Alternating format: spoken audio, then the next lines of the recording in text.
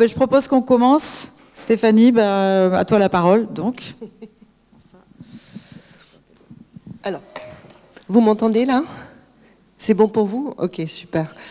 Alors, je vais essayer, parce que du coup, il y a un double souci technique avec la présentation. Vous la voyez aussi?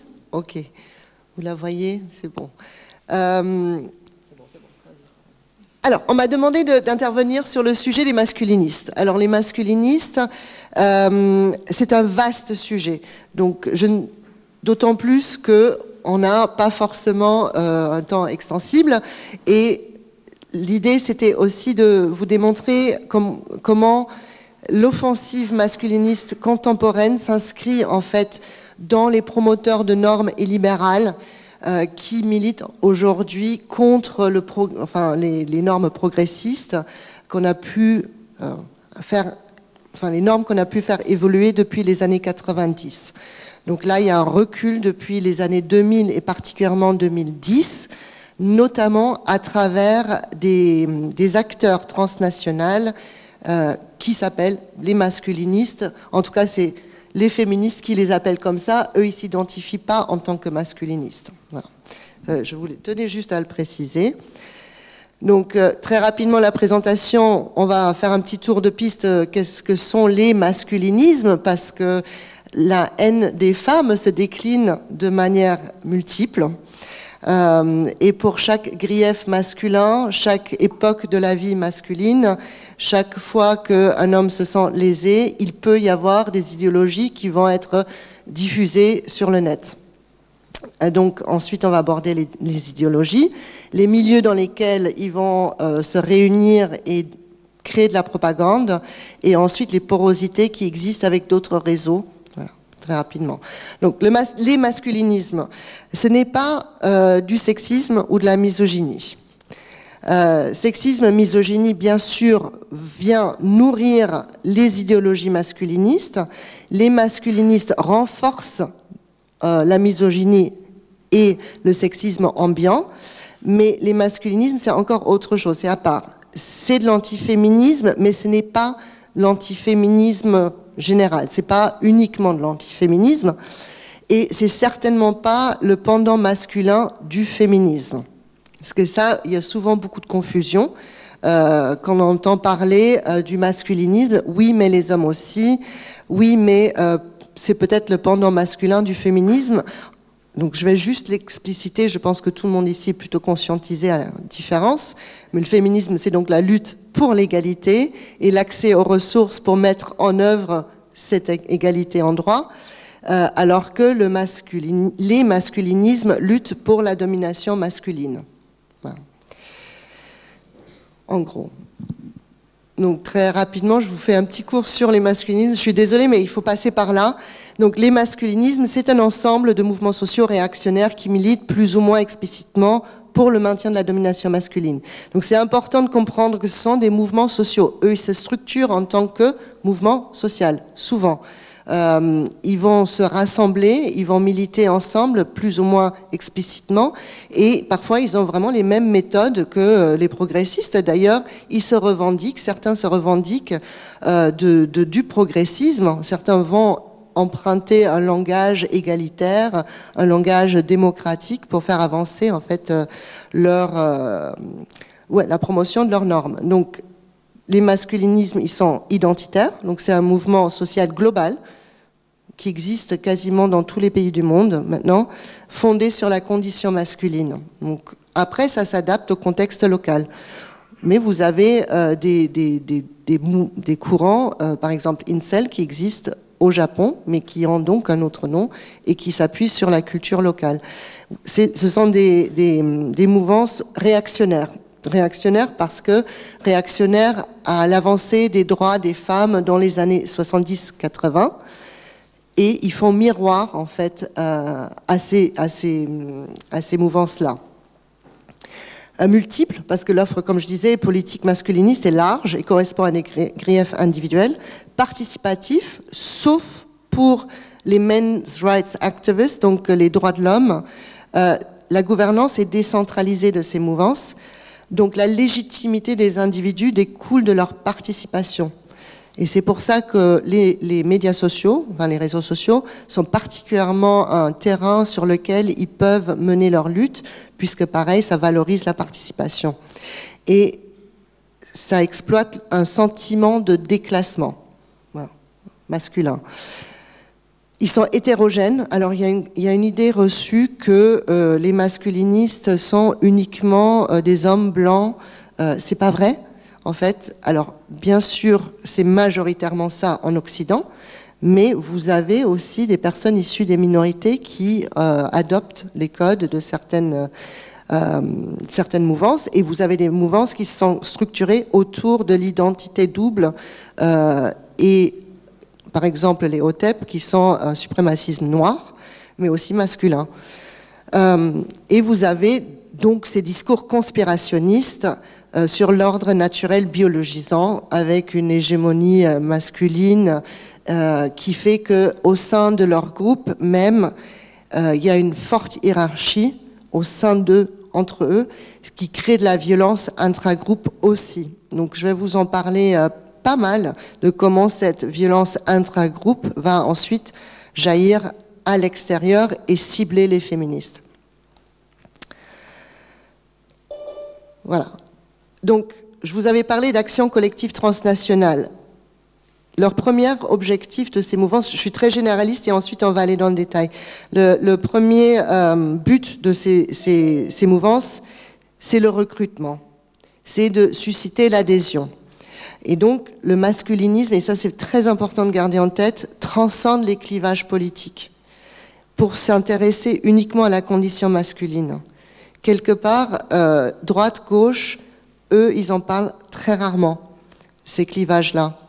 Pour eux, c'est l'identité masculine qui prime. Et c'est en ça que ces mouvances sont extrêmement dangereux, puisqu'ils vont pouvoir aussi aspirer des personnes d'autres, enfin du centre, de gauche, vers l'extrême droite.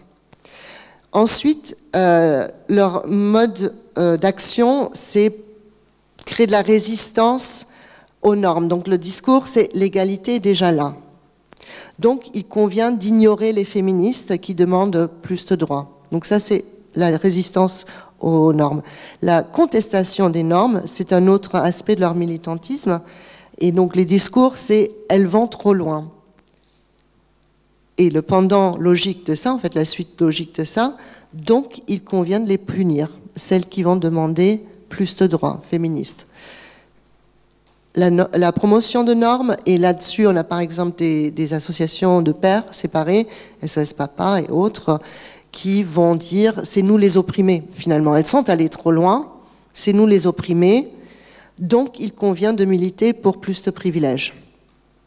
Voilà, c'est juste les grandes lignes, les grands discours, c'est ignorer les féministes, punir les féministes et militer pour plus de privilèges. Les grandes catégories de discours.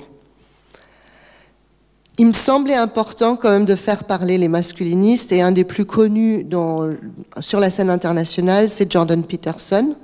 Jordan Peterson, c'est un psychologue canadien qui a écrit énormément de livres, qui intervient énormément pour Fox News, sur d'autres chaînes d'extrême droite. Jordan Peterson, il ne se classifie pas d'extrême droite, il se classifie en tant que psychologue. Et donc, il se cache quelque part derrière sa blouse blanche, en la science, si vous voulez, en racontant beaucoup de choses sur comment les hommes devraient vivre. Donc, Jordan Peterson, il a écrit un livre qui s'appelle « Les 12 règles pour la vie », où il explique que le chaos est forcément féminin, que l'ordre est forcément masculin. Voilà. Et parce que le chaos éternel féminin, c'est aussi la force écrasante de la sélection sexuelle, c'est-à-dire que ce seraient les femmes qui choisissent leur partenaire sexuel, et de ce fait, les hommes doivent rentrer en compétition et doivent avoir une vie, selon lui, meilleure, être plus viril, pour pouvoir capter l'attention des femmes. Alors, je ne vais pas vous faire tous les chiffres sur les inégalités hommes-femmes, ni sur les agressions sexistes et sexuelles, mais quand on connaît la réalité de ce que vivent les femmes, ce n'est pas toujours nous qui sélectionnons nos partenaires. Voilà. Donc les idéologies. Sur les idéologies, de mes recherches, de mes observations du terrain, ça fait maintenant 10 ans que je suis en immersion dans différents groupes. Les familles idéologiques, pour moi, se catégorisent en 3 sections. Donc vous avez les stoïciens, les révolutionnaires et les performatifs. Donc ceux qui se revendiquent c'est toujours détourné, hein, ils vont utiliser des grands concepts mais sans réellement les comprendre. Donc les stoïques, c'est plutôt les Mi'kmaq, les men going their own way. Men going their own way en français, c'est les hommes qui tracent leur chemin. Leur idée, c'est de renoncer à relationner avec les femmes, mais comme on va voir plus tard dans la présentation, en fait, ils le font pas du tout. Les nofap, et désolé, les nofap, ce sont ceux qui vont pratiquer l'abstinence sexuelle et de masturbation, et c'est extrêmement codifié. Il y a même des applications, et on va revenir là-dessus, qui ont été produites uniquement pour ça. Et ensuite, dans les stoïques, vous avez aussi les traditionalistes, les cathos tradis, qui vont en fait parler des valeurs traditionnelles et tout ça. Les révolutionnaires, les men's rights activists, les défenseurs des droits des hommes et des garçons. Donc ça, c'est très large, c'est un univers très large et dans lequel on va mettre ceux qui défendent les droits des garçons, par exemple en milieu scolaire, ou alors les droits des pères. Vous avez aussi maintenant une nouvelle mouvance qui va emprunter les arènes discursives de la santé. Donc, alors qu'il y a beaucoup à faire là-dessus, il y a quand même beaucoup à faire sur la santé au masculin. Ils vont en fait détourner ces revendications-là pour attaquer les féministes. Vous avez les OTEP, donc je les ai évoqués tout à l'heure. C'est une mouvance issue de l'Amérique du Nord, mais qui commence aussi à faire son apparence en France avec du suprémacisme mâle noir. Et qui va emprunter les codes des panafricains, néo-panafricains, avec énormément de conspirationnisme, toujours avec des attaques sur les avancées des droits des femmes sur le continent africain. Vous avez les incels où le discours public, incel ça veut dire involuntary celibate. Le discours public, c'est les hommes qui sont rejetés par les femmes. Or, non, c'est une idéologie extrêmement complexe qui se fonde sur le lookisme. Le lookisme qui est donc, ils estiment qu'ils sont opprimés parce que génétiquement inférieurs. Donc, l'État leur doit des femmes génétiquement supérieures. Voilà. Je vois des facepalms dans la salle. Oui, c'est extrêmement complexe. Donc les performatifs, donc vous avez, alors quand je dis fitness gamer, ce ne sont pas tous les gens qui pratiquent le fitness. Vous avez bien sûr des personnes qui sont très bien dans le monde du fitness, mais vous avez aussi des poches de masculinisme qui se cachent dans le fitness et dans les milieux de gamers. D'ailleurs, le milieu de gamers en 2014 aux États-Unis était extrêmement important pour l'arrivée de Trump au pouvoir, puisque ce sont les gamers qui se sont mobilisés fédérés d'ailleurs, autour d'un harcèlement misogyne qui s'appelait Gamergate à l'époque, et qui était à l'origine, portait vraiment Trump au pouvoir. Et les pick-up artists, à la fin, donc pick-up artists, ce sont ceux qui vont théoriser les 1001 façons de coercer les femmes dans une relation sexuelle. Voilà. J'ai fait le tour des grandes familles et si vous n'êtes pas encore dégoûtés, on va continuer. Alors, j'ai essayé de faire des résumés des discours publics, ce que c'est la réalité en fait de ces mouvances et surtout les conséquences aussi bien sur les hommes que sur les femmes. Parce qu'il faut le dire, et je pense que c'est souvent oublié, participer à ce type de militantisme, ou participer dans ces groupes peut être extrêmement nocif pour les hommes surtout les jeunes hommes qui y participent et qui produisent, dans ce cas-là, et justifient la commission des violences envers les femmes. Les MGTOW, donc c'est le séparatisme masculin, ça part c'est des libertariens, beaucoup dans le développement personnel, et sur le multi-level marketing, ce sont des pratiques de marketing à multiniveaux, souvent c'est pyramidal, hein, c'est des opérations pyramidales, et on a souvent le mélange entre idéologie et profit. Il parle beaucoup du marché sexuel. La loi de Pareto, ça revient souvent dans les discours masculinistes. La loi de Pareto, c'est le principe du 20-80. Eux, ils adaptent ça, ils le détournent. Ils vont dire que 80% des femmes vont aller vers 20% des hommes supérieurs. Et après, ça dépend de quel type d'idéologie va considérer qu'est-ce qui est valorisant, qu'est-ce qui est supérieur. Chez les incels, par exemple, c'est les plus beaux. Donc 80% des femmes vont aller vers les hommes les plus beaux. Évidemment, tout ça, c'est très hétéronormé. On parle uniquement de relations hommes-femmes. Donc il n'y a aucune marge pour d'autres identités. Vous avez les MGTOW estiment que en renonçant, enfin ça c'est vraiment le fondement de leur idéologie, en renonçant aux relations avec des femmes, les femmes seront obligées, ils créent la rareté, c'est une espèce de marché, hein, ils estiment créer la rareté, donc les femmes seront obligées de se soumettre à leurs ordres pour pouvoir accéder aux hommes à terme. Si assez d'hommes se retirent du marché sexuel, les femmes vont devoir être plus souples avec leurs demandes. Le repli sur soi, donc ça c'est vraiment le grand danger des MGTOW, le repli sur soi. Alors pour la petite histoire, dans mon parc à chiens en bas de chez moi, j'ai su qu'un des maîtres chiens était assez actif dans le réseau MGTOW. C'est un garçon très bien, il vit toujours chez maman. Il a 35 ans, il est au RSA, mais par ailleurs, c'est quelqu'un de très bien, mais parce qu'il est dans cette quête de soi continuelle à travers les réseaux MGTOW, malheureusement, il ne risque pas d'en sortir, et pour lui, le grand danger vient du féminisme. Voilà. C'est l'isolement, en fait. Et du coup, ils passent beaucoup de temps sur Internet à produire aussi de la propagande misogyne. Alors, leur tactique, c'est envers les féministes, c'est des raids.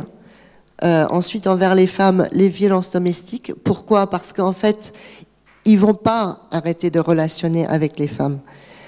Ça, c'est dans la théorie. Dans la réalité, ils restent encore en couple. Et d'ailleurs, tout à l'heure, je vais vous montrer, il y a plein d'échelons de MGTOW. Vous pouvez être MGTOW 3e degré, par exemple, et continuer à avoir des relations sexuelles avec des femmes, mais en les exploitant économiquement. Donc ça, c'est tout à fait acceptable dans le milieu MGTOW. Donc, exploitation sexuelle. Et en France, on a quand même eu un attentat MGTOW qui a été commis en 2021, dont la presse ne parle pas, mais dont l'auteur a été condamné à la perpétuité pour féminicide. Les NoFap, donc je vous en avais parlé, eux ils vont emprunter en fait leur discours public, c'est l'addiction au sexe, l'addiction au porno, qui sont deux addictions qui ne sont pas très reconnues en fait par la plupart des professionnels de la santé mentale. Ils vont en fait produire beaucoup de pseudosciences pour justifier le fait qu'il existe une addiction au sexe et à la pornographie. Donc ça, c'est les discours publics. Et en fait, leur idéologie repose sur le fait qu'en renonçant à la masturbation, ça produit du testostérone, ce qui n'est absolument pas scientifiquement fondé. Et puisque ça produit de la testostérone, ça crée des hommes plus virils. Les effets, c'est que chez 30% des hommes, l'arrêt brutal de la masturbation engendre des idées suicidaires dans ces milieux-là, parce qu'en plus de ça, c'est accompagné par des discours extrêmement violents les uns envers les autres pour continuer à participer en fait dans cette quête d'arrêt de la masturbation. Ils ont en fait un événement qui s'appelle No Nut November, qui a été créé en fait dans les milieux fitness, et donc où, comme l'arrêt du tabac, en fait, eux, c'est l'arrêt de la masturbation, où pareil, ils vont diffuser énormément de discours misogynes. Les tradcon, bon, je pense pas que j'ai besoin de les présenter, ce sont les traditionnels conservateurs, mais là-dedans, vous avez aussi d'autres mouvances qui s'appellent les paléomasculinistes, qui vont par exemple manger que de la viande pour se sentir plus viril, et ça, ou faire des stages de combat, ou faire des choses comme ça. Donc ça, c'est vraiment de l'aguerrissement et de la désensibilisation. Vous pouvez avoir des hommes qui, d'ailleurs, ils sont extrêmement violents entre eux aussi dans ces milieux-là. Et à l'extérieur, il y a les coercitions sur les femmes, les manipulations, les violences domestiques. Les men's rights activists, donc militants de la justice, égalité homme-femme, thèse pseudo-scientifique. Vous avez par exemple l'aliénation parentale, qui est beaucoup développée dans les milieux de droit des pères. L'aliénation parentale, qui est une thèse pseudo-scientifique, qui voudrait que lorsqu'un enfant déclare des violences sexuelles qui auraient été commises, c'est la mère qui manipule et qui est aliénante envers le père. Donc l'aliénation parentale, qui en ce moment, qui a été d'ailleurs citée dans le dernier rapport de la CIVIS, qui est donc la commission, je ne sais plus pourquoi c'est l'acronyme, en tout cas commission contre les violences sexistes dans l'enfance et l'inceste, le juge Édouard Durand, qui avait souligné que la thèse de l'aliénation parentale, c'est quelque chose qui irrigue réellement la pensée judiciaire au niveau des affaires familiales. Les juges, pendant longtemps, ont été d'ailleurs formés à la détection de l'aliénation parentale qui, je le rappelle, n'existe pas, qui n'est pas scientifiquement fondée. Ce qui fait que souvent on entend que lors des divorces, les mères vont alléguer des violences ou des violences sexistes, sexuelles sur l'enfant, l'inceste, qui sont donc des, entre guillemets, fausses allégations, et donc la mère est aliénante. Donc ces pseudo-thèses scientifiques, ça fait 30 ans que les activistes MRA des droits des pères les font circuler, font des formations dessus, et il y a une vraie mise en danger judiciaire maintenant pour ces hommes-là, parce que lorsqu'ils évoquent l'aliénation parentale, ça peut leur retourner, ça peut revenir en fait, ils peuvent être accusés d'allégations eux-mêmes infondées. Pour les femmes et les enfants, évidemment, il y a le harcèlement judiciaire, les violences domestiques, et nous avons aussi des cas d'attentats des droits des pères, en tout cas des menaces d'attentats. En 2014, il y a un père qui s'est retranché chez lui, il y a le GIGN qui a dû débarquer pour le déloger, et lui, il avait revendiqué ça au nom de SOS Papa. Voilà. Les OTEP, donc militants identitaires, antiracisme, néopanafricanisme, conspirationnisme, renforcement des stéréotypes. Donc là, par exemple, typiquement, dans les discours OTEP, ils vont investir l'arène de la lutte antiraciste, mais en diffusant des discours conspirationnistes sur l'archéologie alien, sur le fait que le patriarche originel est l'homme noir, c'est assez, oui, c'est assez coloré. Et surtout, c'est donc le danger, c'est cette sape de la lutte antiraciste.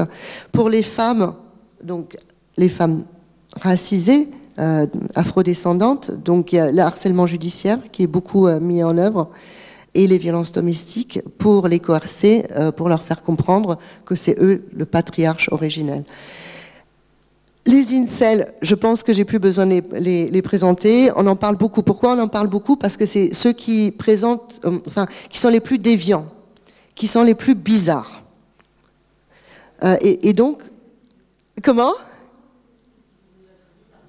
Ah, alors là, c'est encore plus bizarre.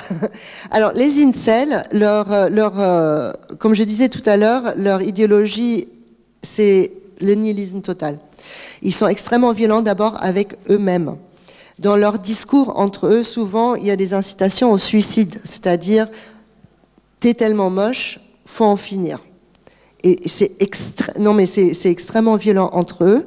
Et d'ailleurs, en langue anglaise, il y a un terme qui s'appelle « go rope ».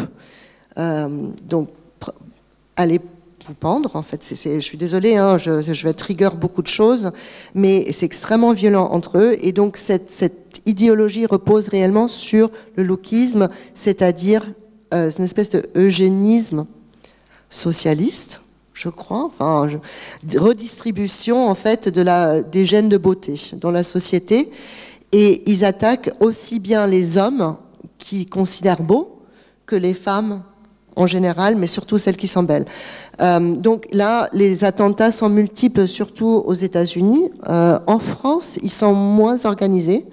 Ceux qui sont beaucoup plus organisés, ce sont les MGTOW, donc avec des rapprochements avec l'extrême droite. Je ne vais pas tout faire parce que je vois le temps passer. Donc fitness, culte du corps, développement personnel, les gamers. Très important, c'est là où vous avez surtout le cyberharcèlement. Et vous avez le JVC 1825, qui est un forum pour gamers, qui est un lieu de recrutement massif vers tous les autres mouvances. Les pick-up artists, il y a un développement en ce moment des formations en France sur comment coercer les femmes. Et ce sont des jeunes hommes qui sont inspirés par d'autres générations de pick-up artists qui sont tous en train de développer leur propre formation, leur propre modèle, leur propre formule magique sur comment traiter les femmes pour faire en sorte qu'elles vont coucher avec eux. Voilà. Et c'est extrêmement inquiétant en ce moment. Il y a une multiplication. C'est le phénomène Andrew Tate. Je ne sais pas si vous en avez déjà entendu parler, mais je vais l'aborder tout à l'heure, qui est vraiment dans le développement économique de l'exploitation sexuelle des femmes. Donc, l'hiérarchisation MGTOW, donc l'hiérarchisation intragroupe, très important. Pourquoi? Puisqu'on parle d'extrême droite, et puisque j'essaie de vous faire comprendre que c'est pas que vers l'extérieur, c'est pas que les discours misogynes qui sont dangereux, c'est aussi cette hiérarchisation et la violence entre hommes qui aguerrit et qui jaillit vers l'extérieur. Donc chez les MGTOW, par exemple, quand Michael Filetas a tué son ex-conjointe Mélanie G, en 2021, janvier 2021, il y est allé en mode commando. Il a acheté tout l'équipement, les night goggles. Enfin, il est allé avec des potes MGTOW. Mais lui, au départ, était dans le fitness. Donc, il a été conscientisé. Il a été recruté par un autre MGTOW sur YouTube en commentaire. Il a commencé à s'intéresser au mouvement MGTOW. Il a publié une vidéo MGTOW for Life où il expliquait qu'il était adhérent pour toujours de la mouvance MGTOW. Et 3 ans après, il tue son ex-conjointe parce que radicalisé par cette mouvance. Mais par ailleurs, il était aussi pick-up artist. Il avait développé des formations de drague, mais drague assez violente. Hein. Je mets drague, c'est entre guillemets. Toutes ces vidéos sont encore en ligne, malgré le fait qu'il croupit en prison. Je crois qu'il y a à peu près 300 heures de vidéos violentes envers les femmes qui sont encore en ligne. Donc souvent, il y a une confusion dans la presse où on va dire, oui, lui était pick-up artist, ou il était masculiniste, alors qu'il avait clairement expliqué qu'il était MGTOW. Donc c'est un attentat revendiqué au nom du MGTOW. Donc on a un vrai attentat masculiniste, mais qui, malheureusement, puisque la presse n'est pas encore formée à ces choses-là, ni les enquêteurs, ni la police, à reconnaître en fait toutes ces formes de radicalisation masculine.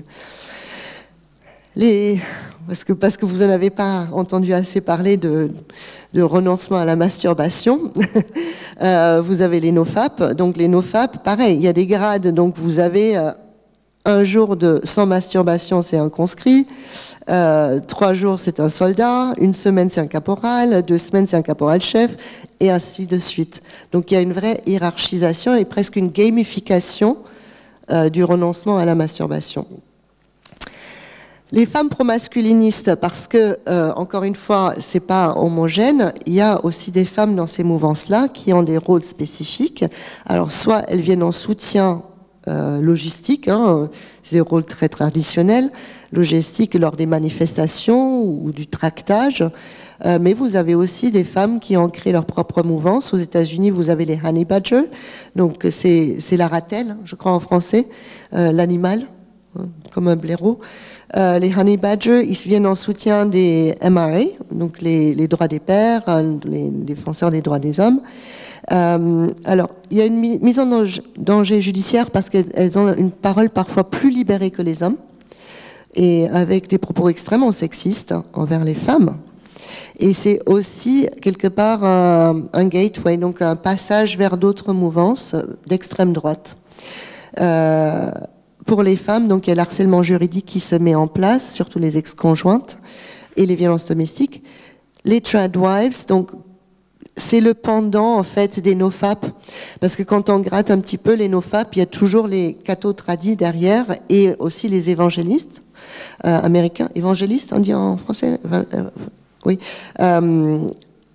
Et les OTEP également, donc les tradwives, vous avez des femmes afrodescendantes qui épousent aussi des OTEP, et les défenseurs des droits des hommes, elles sont sur les valeurs traditionnelles. Et pareil, il y a un repli sur soi.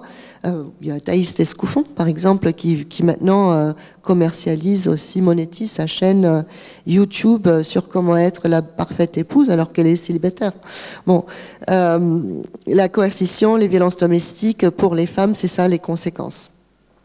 Donc les différents milieux de la collectivisation de la haine des femmes.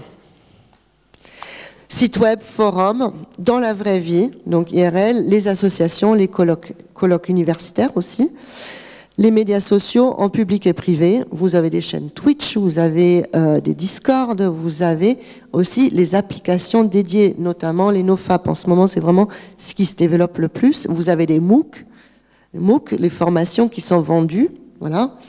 Donc, ils empruntent tous les milieux, ils investissent réellement tous les milieux.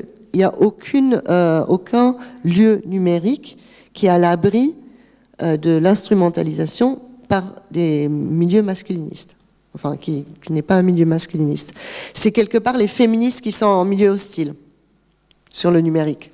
Nous, on navigue réellement en milieu hostile sur le numérique, les femmes en particulier, les femmes qui prennent la parole progressiste et les féministes spécifiquement. Si en plus de ça, elles sont féministes intersectionnelles, alors là, on s'expose sur tous les flancs à du harcèlement. Donc, sur le recrutement, je vous disais tout à l'heure, le JVC, ce n'est pas le seul lieu de recrutement, mais ça fait partie des grands standards, qui est d'ailleurs cité dans le rapport de la Miviludes 2021. Et d'ailleurs, je vais y revenir. Miviludes, c'est la mission interministérielle contre les dérives sectaires. Voilà. Le JVC 18, c'est un forum sur le site sur le jeuxvideo.com. Le 18-25 blabla, c'est un sous-forum dédié normalement au 18-25, mais les personnes qui sont dessus, la sociologie, oui, ça va de 18 ans, mais au-delà, 35, voire 40 ans, les gens qui n'ont pas pu décrocher du 18-25 alors qu'ils y étaient il y a déjà 20 ans. Donc, ce sont des lieux de recrutement massif vers des réseaux masculinistes.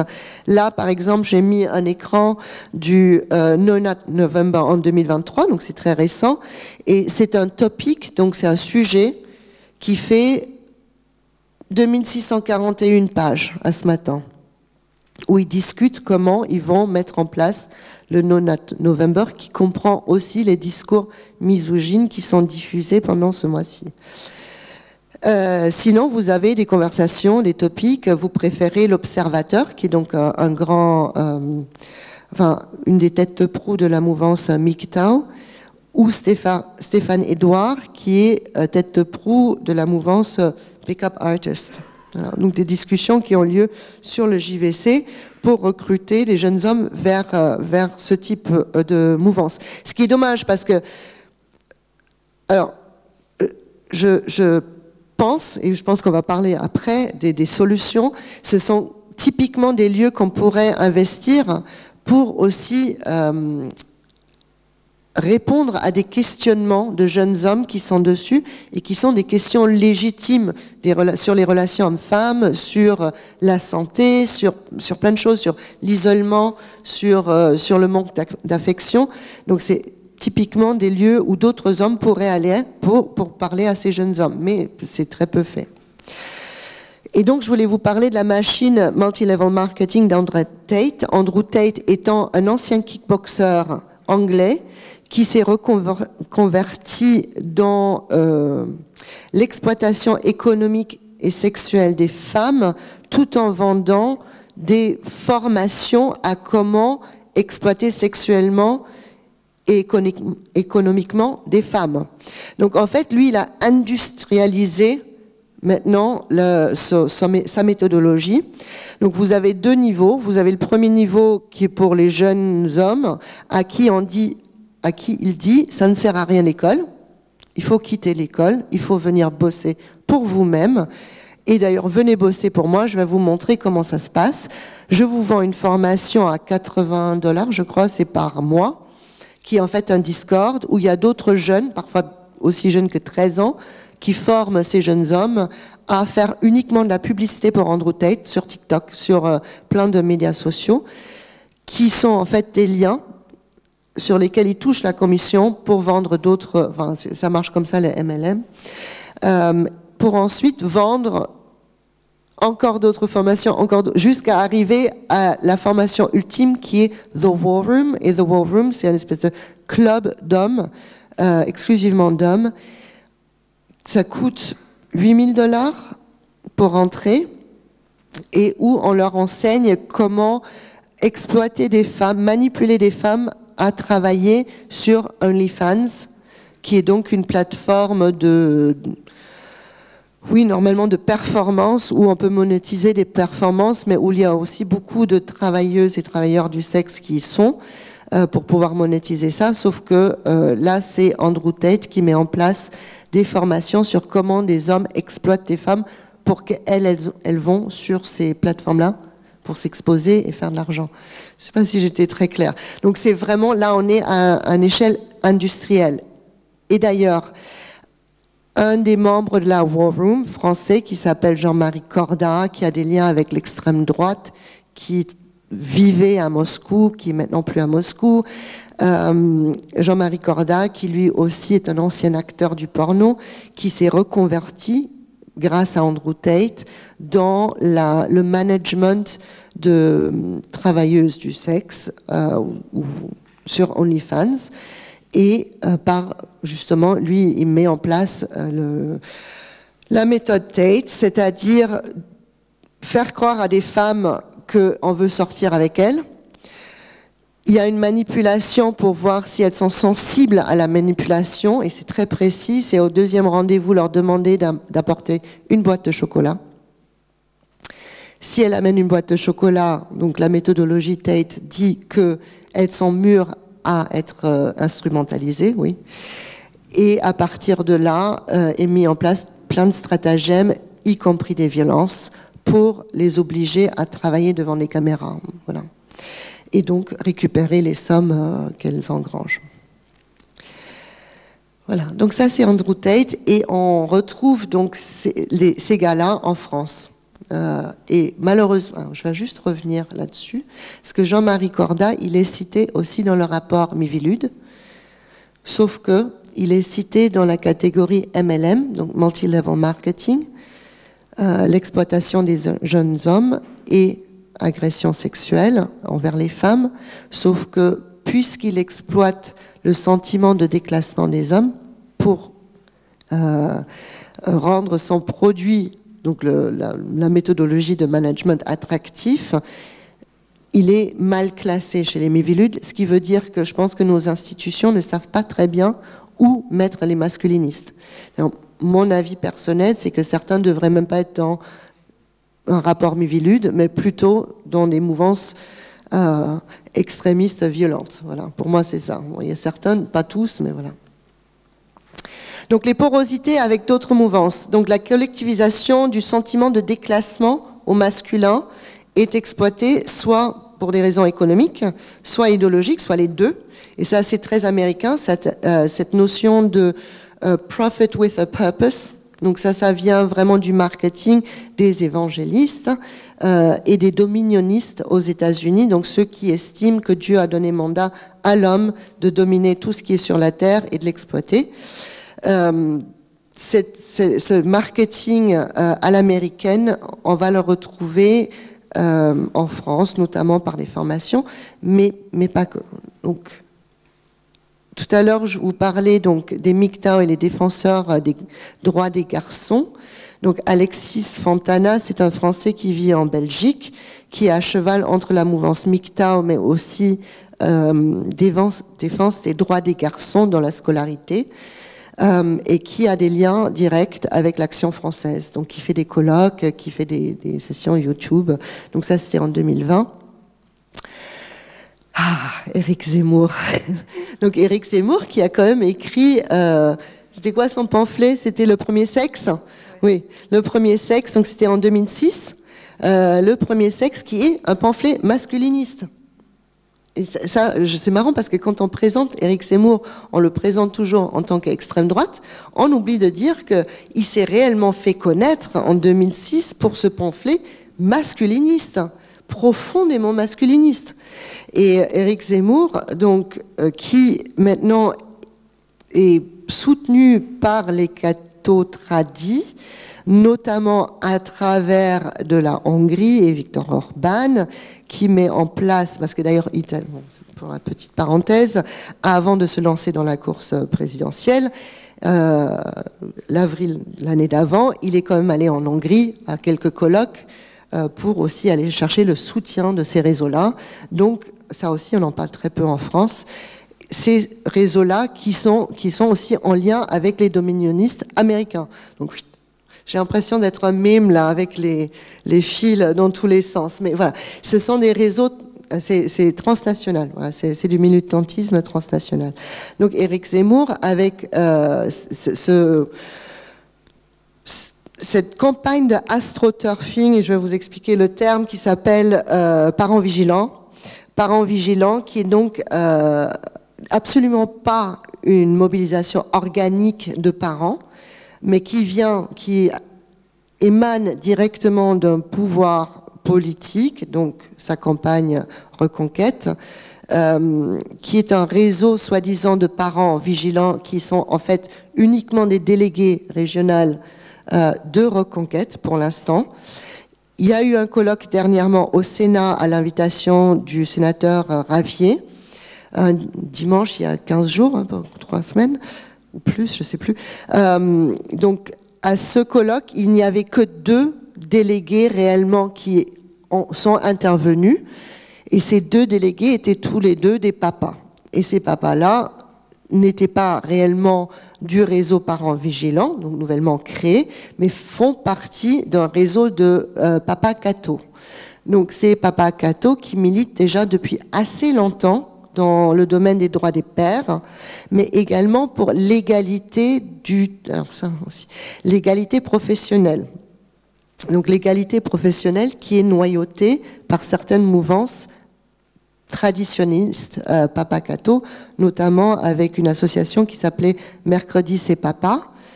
Mercredi c'est Papa, qui était fondée par un tradition fondamentaliste, homophobe, misogyne, qui lui fait aussi des retraites entre Papa Cato, où ils vont en fait décider de l'agenda militante dans l'égalité professionnelle.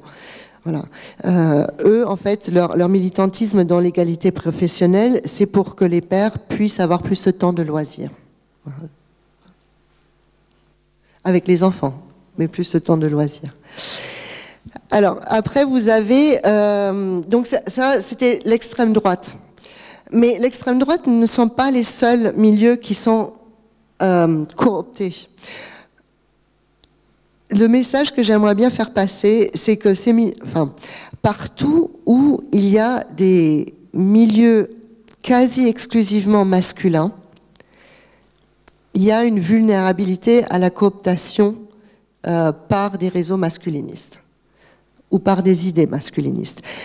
Le masculinisme contemporain à son origine, c'était des groupes de parole entre hommes pro-féministes qui, au final, ont décidé, qui ont fait sécession et qui ont voulu aussi une non-mixité entre hommes, et ils ont décidé, à la fin de leur pourparlers, que leur problème, c'était les femmes et les féministes. Donc c'est une spirale vers le bas.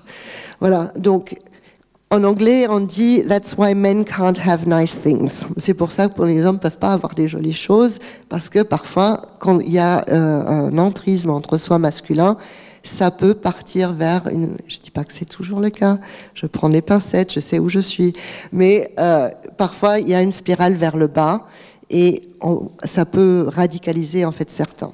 Et il y a une vulnérabilité à la cooptation. Alors l'affiche que j'ai là, c'est une dame qui s'appelle Sermon Viperia, qui a plusieurs noms d'ailleurs, et qui en fait au début de la crise sanitaire et le confinement, la pandémie, s'est rapprochée des milieux zététiques et qui faisait des jolies petites lettres bien acerbes et acides envers ce qu'ils appellent les conspirationnistes, et qui a donc noyauté ce milieu-là qui est quasi exclusivement masculine. Donc la zététique, je ne sais pas ce que vous voyez ce que c'est la pensée critique, rationnelle, la zététique, les zététiciens.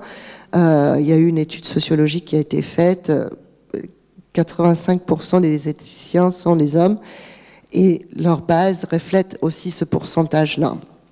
Donc, qui vont penser, en fait, la pensée critique. Vous avez plusieurs têtes de proue, mais je ne vais pas les mentionner pour plein de raisons. Donc, cette dame qui faisait, avant la crise sanitaire, était en fait proche des milieux MGTOW. Donc, les MGTOW, les hommes qui tracent leur chemin, et elle s'est rapprochée, en fait, du milieu zététique. Elle a été expulsée à un moment, mais elle revient tout le temps. Donc ça veut dire que même la pensée critique peut être vulnérable à la cooptation par les masculinistes ou pro-masculinistes. Et je suis désolée, il fallait que je le mette quand même. Donc, symbole de la virilité, le barbecue. Pourquoi ? Pourquoi ? Parce que Sandrine Rousseau, qui est donc féministe, avait à un moment relevé le fait qu'effectivement le barbecue est symbole de virilité. C'est pas déconnant ce qu'elle a dit, il y a quand même beaucoup de recherches là-dessus.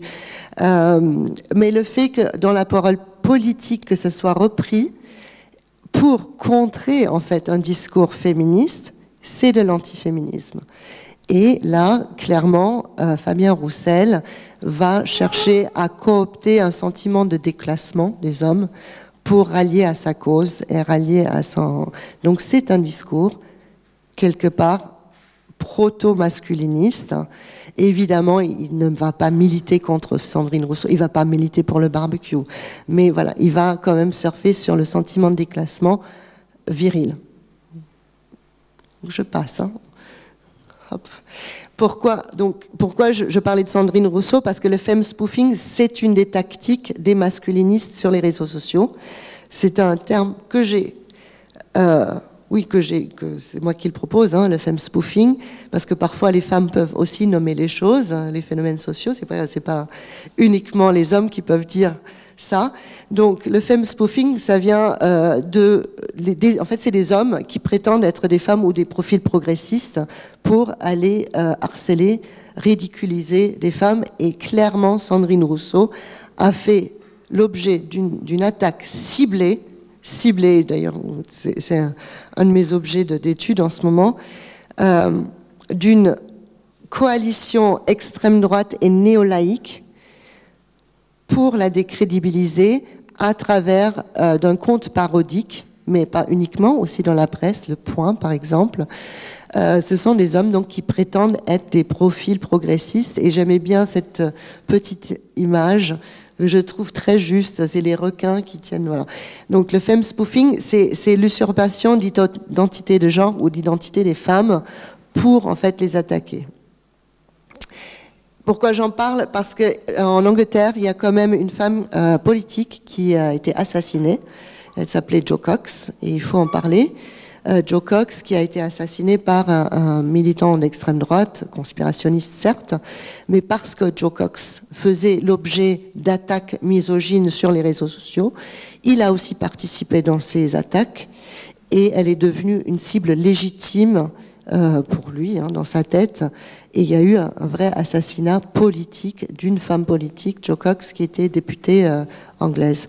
Et donc je reviens à la fin sur l'attentat masculiniste commis par Michael Fellitas, parce qu'on a quand même au moins une morte masculine d'un attentat masculiniste. Il y a également eu une tentative de meurtre sur la sœur de Mélanie G, et une tentative de meurtre sur son nouveau compagnon, et une tentative de viol sur la sœur de Mélanie G. Donc, Michael Fellitas, qui a été jugé coupable et condamné à la prison à perpétuité pour avoir assassiné Mélanie de 80 coups de couteau.